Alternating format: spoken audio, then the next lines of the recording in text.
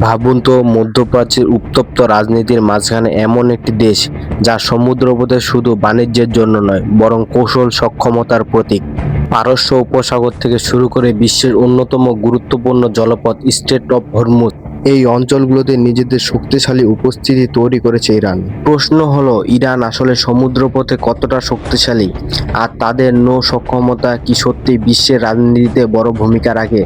আজকের এই ডকুমেন্টারিতে আমরা জানব ইরানের সমুদ্র শক্তি, নৌবাহিনী এবং কৌশলগত জলপথের গল্প।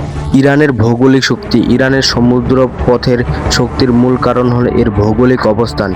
দেশটির একদিকে পার্সিয়ান গলফ এবং অন্যদিকে গলফ অফ ওমানের সাথে সংযুক্ত।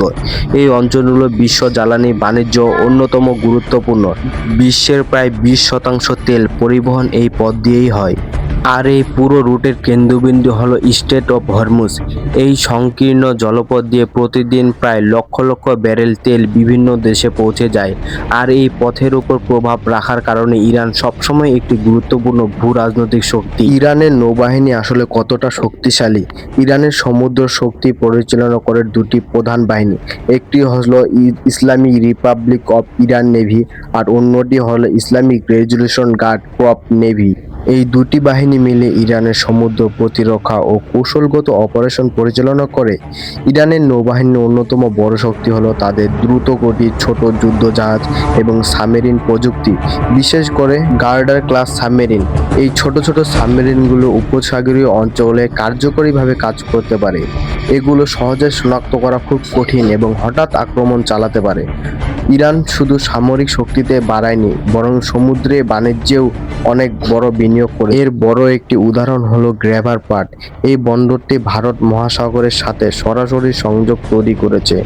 এটি শুধু ইরানের জন্য নয়, বরং মধ্য এশিয়া এবং দক্ষিণ এশিয়া বাণিজ্যের জন্য একটি গুরুত্বপূর্ণ কেন্দ্র হয়ে উঠেছে।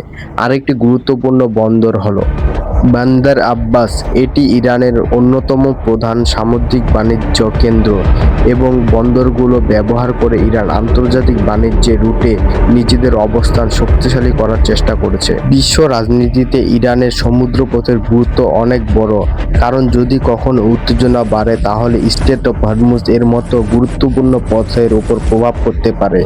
আর সেই কারণে এই অঞ্চলগুলো প্রায়ই আন্তর্জাতিক সাবমেরিনের উপস্থিতি দেখা যায়, কারণ এখানকার কোনো অস্থিরতা সরাসরি প্রভাব ফেলতে পারে বিশ্ব অর্থনীতি ও জ্বালানি বাজারে। সব মিলিয়ে বলা যায়, সমুদ্রপথে ইরান শুধু একটি আঞ্চলিক শক্তি নয়, বরং একটি কৌশলগত খেলোয়াড়। তাদের নৌবাহিনীর গুরুত্বপূর্ণ বন্দর এবং ভৌগোলিক অবস্থান সবকিছু মিলিয়ে ইরান মধ্যপ্রাচ্যের সমুদ্র রাজনীতিতে একটি গুরুত্বপূর্ণ অবস্থান ধরে রেখেছে। তবে ভবিষ্যতে এই শক্তি কতটা বাড়বে আর বিশ্ব রাজনীতিতে এর প্রভাব কতটা পড়বে, সেটা এখন দেখার বিষয়।